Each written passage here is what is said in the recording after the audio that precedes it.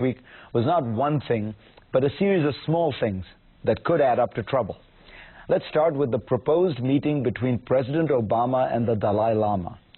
Such an event, a Chinese official warned on Tuesday, would, quote, seriously undermine the political foundation of Sino-US relations, unquote. Strong words. Also in the news recently, the American plan to sell $6.4 billion worth of weapons to Taiwan, fulfilling a pledge made in 2001. China again responded aggressively. It immediately suspended contacts between the Chinese military leadership and their American counterparts. It pledged to punish with unspecified sanctions any American company involved in the deal, and it tested one of its long-range missiles. The harsh words are not just emanating from Beijing. Hillary Clinton recently publicly scolded China for its continued refusal to support UN sanctions against Iran.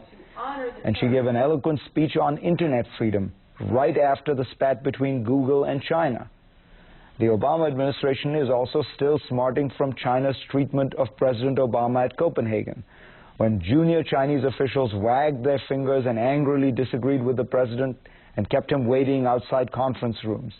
So how real is all this tension, and how will it play out? At least one analyst has said that the Google case may be remembered by history much like today we remember the 1914 assassination of Archduke Franz Ferdinand, the first shot fired in a war.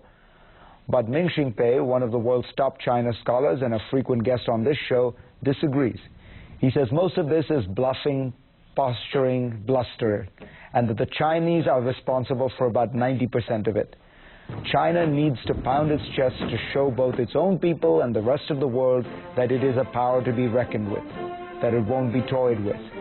Inevitably, the United States has to respond to these nationalist actions from China's side. Ming Xingpei points out, though, that these two nations are so closely tied, their financial fortunes so interconnected, that neither side can hurt the other without hurting themselves. Some have used a Cold War analogy. If China and the U.S. went to war economically, it would be nothing less than mutually assured destruction, and that's what keeps things stable. Well, one big test of just where things stand between the two nations will come in April.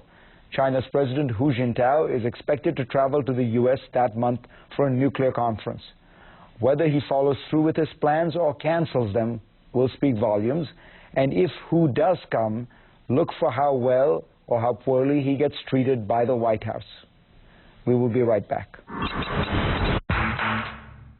If we don't know how many kids there are, how do we know how many classrooms